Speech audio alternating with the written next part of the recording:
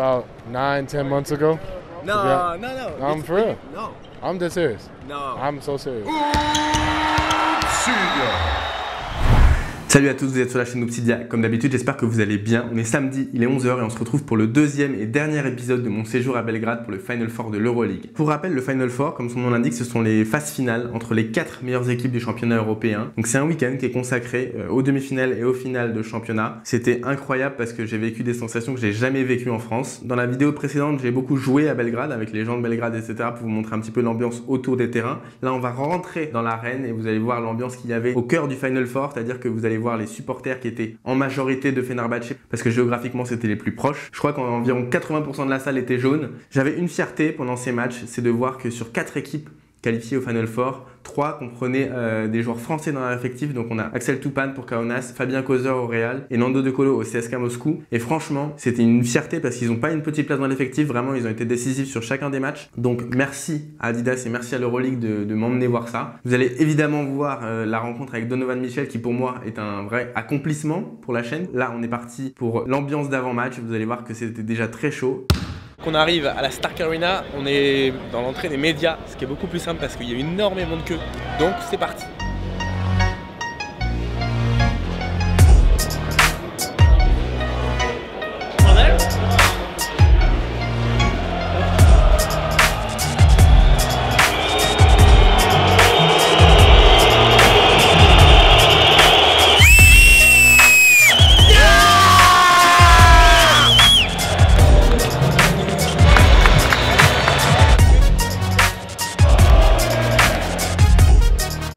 Donc ça c'était 20 minutes avant le match, donc vous imaginez déjà l'ambiance. C'était extrêmement chaud comme ambiance, il y avait tous les supporters du Fenerbahçe qui étaient là. Moi à ce moment-là je suis allé à ma place, je me suis dit bon bah le match il va débuter, il reste 20 minutes. Et non, la salle plonge dans le noir et il se passe ça.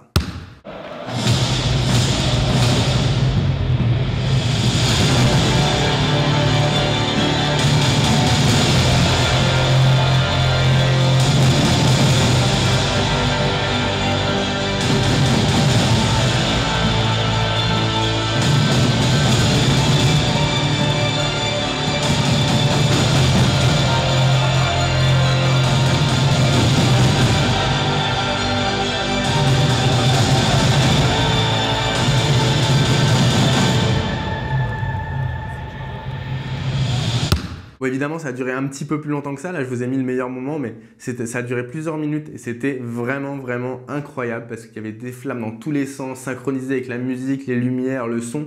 C'était génial. Mais on est là pour regarder un match, même deux, parce que ce sont les deux demi-finales. La première, c'est Fenerbahçe contre Kaunas et la deuxième, c'est CSKA contre le Real de Madrid. Et vraiment, les deux matchs étaient hyper serrés, l'ambiance était très chaude. Dès qu'un joueur de l'équipe opposée avait la balle, ça sifflait. Je vous laisse avec cette ambiance qui était déjà folle pour des demi-finales.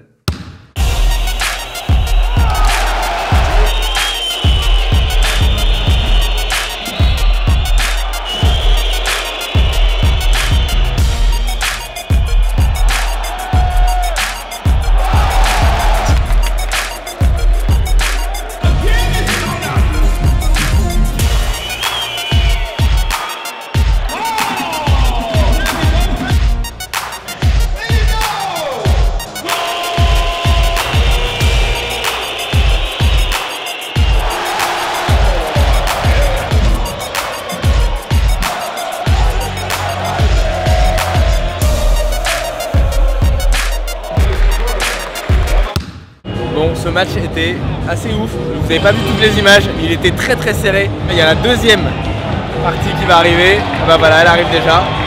Le Real de Madrid entre en piste. Et on a Luka Doncic qui est toujours en jogging. On a toujours ses potes qui sont habillés normal et lui il est toujours en jogging. C'est parti pour un gros match. C'est la deuxième demi-finale.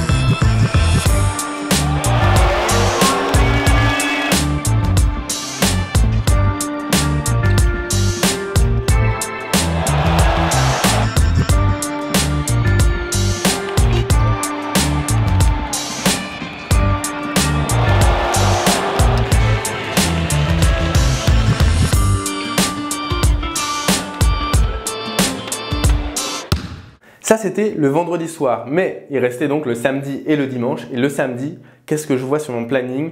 Rencontre avec Donovan Mitchell au Next Gen Tournament d'Adidas. Et là, je me suis dit, ok, c'est le moment. Il va pas falloir louper parce que je vais pas avoir beaucoup de temps avec lui. Donc, j'ai pris un taxi, je suis allé au match et donc ce match, c'était le All-Star Game de ce tournoi qui opposait la sélection européenne à la sélection asiatique. Donc, c'est les meilleurs joueurs du tournoi qui évoluent en Europe contre les meilleurs joueurs du tournoi qui évoluent en Asie. Et on m'avait dit, tu vas rencontrer Donovan à la mi-temps de ce match-là. Donc, autant vous dire que la première mi-temps, je l'ai pas vu passer. J'ai filmé, mais je savais pas vraiment ce que je filmais. J'avais les yeux rivés sur Donovan parce que je voulais absolument pas qu'il s'en aille. C'était prévu, mais il y a toujours des petits imprévus qui font que il aurait très bien pu partir en oubliant qu'on avait ce moment à faire. C'est pas que j'avais la pression, mais je voulais absolument pas louper ce moment. Donc je vous laisse avec la montée d'adrénaline jusqu'à la mi-temps. Vous allez voir que c'était très compliqué pour moi de à la fois parler en anglais, écouter ce qu'il disait parce qu'il s'agissait pas de dire qu'est-ce que tu as dit, etc. Il y avait les agents, etc. qui me disaient t'as que 2 minutes et tout. Donc c'était prévu que je pose 2 questions. Mais j'avais un petit peu la pression au niveau du timing parce qu'il était vraiment sur le départ. Donc j'ai fait comme j'ai pu. J'espère que ça vous plaira. En tout cas, la réponse qu'il m'a donnée à la deuxième question que je lui ai posée, elle était impressionnante.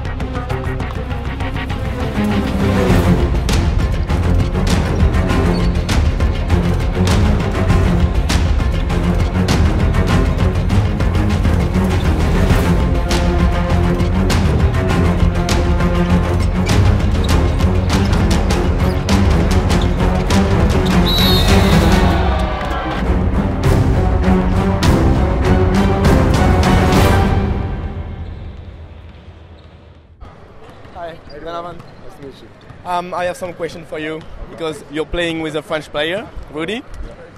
Did he learn you some French? No, I don't really know. Besides, oui.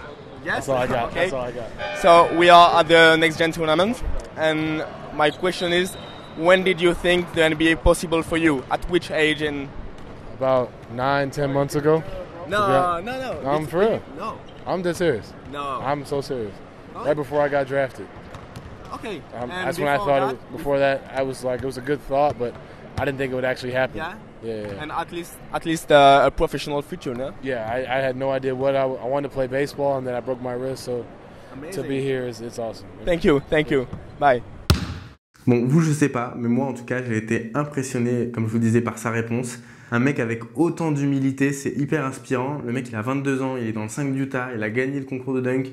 A priori, il va être rookie de l'année. Et humblement, il nous répond qu'il n'avait pas prévu d'aller en NBA avant d'être drafté. Il voulait faire du baseball et finalement, il est content d'être là. Et ça, pour moi, c'est une vraie leçon d'humilité parce qu'on connaît beaucoup de joueurs qui sont beaucoup moins humbles alors qu'ils sont beaucoup plus vieux. Donc vraiment, respect à lui parce qu'un mec aussi humble, c'est assez rare. J'ai eu la bonne surprise de voir que c'était pas le seul joueur NBA qui était fan d'Euroleague parce que au match de la demi-finale, j'ai cru apercevoir, dites-moi dans les commentaires si c'est bien lui, mais je suis quasiment certain, Bogdan Bogdanovic qui est donc serbe, donc il avait toutes ses raisons d'être là, mais qui joue au Sacramento Kings. Je pense que c'était lui. En tout cas, pour revenir au déroulement de ce week-end, donc le samedi, c'était la rencontre avec Donovan. Donc après, je suis allé un petit peu sur les terrains, je me suis promené, etc. Et le dimanche, c'est ce que vous avez vu dans la vidéo précédente où j'ai joué toute la journée avec mon match d'exhibition juste avant la grande finale.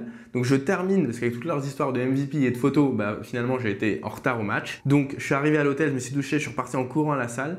Et vous allez voir quelque chose qui m'a rendu fou. Le mec n'a pas voulu me laisser passer alors que je suis passé exactement au même endroit que là où j'étais passé 2 jours plus tôt. J'avais le même badge, etc. Et la pression montait parce que en fait j'entendais la musique qui allait commencer. Donc j'ai expliqué au gars, je lui ai dit écoutez, j'ai du contenu à faire, s'il n'est pas fait ce sera de votre faute. Ce qui est du bluff, totalement, parce que j'aurais rien fait du tout. Mais a priori il a compris, donc il me dit ok, passez sur le côté. Donc je suis passé sous les tribunes. Vous allez voir que le démarrage des paroles de la musique d'Eminem au moment où je sors du tunnel, c'est vraiment le timing parfait. Je suis arrivé à la seconde près et après c'était parti.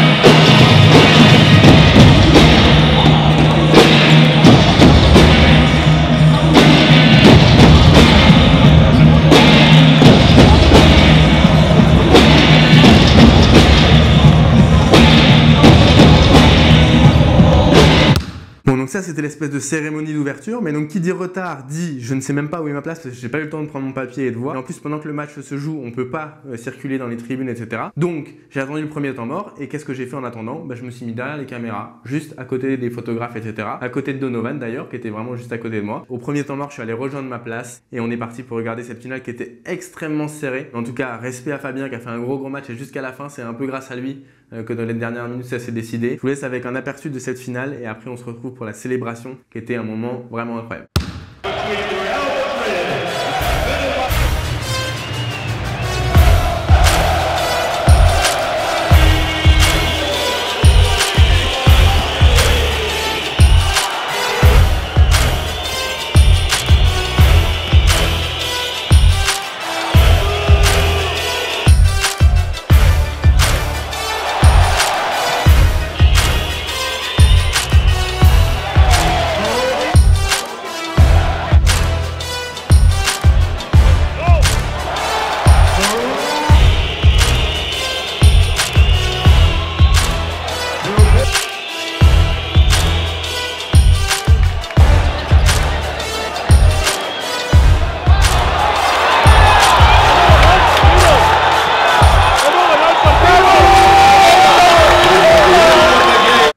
Donc comme je vous disais, c'était serré vraiment jusqu'à la dernière minute. C'est Fabien Causeur avec ses contres et ses lancers francs et ses fautes provoquées qui a vraiment fait la différence. Donc bravo à toi Fabien si tu regardes cette vidéo. C'était un bonheur vraiment d'être aussi proche des joueurs dans un instant aussi victorieux pour eux parce qu'une victoire comme ça, c'est quand même le Graal dans une saison d'Euroleague. Donc merci à l'Euroleague et merci à Adidas de m'avoir permis d'être si proche. Je vais vous laisser avec leur célébration. Je vous dis à samedi prochain, 11 h pour une nouvelle vidéo. Et merci de me suivre parce que tout ça, c'est grâce à vous. Ciao.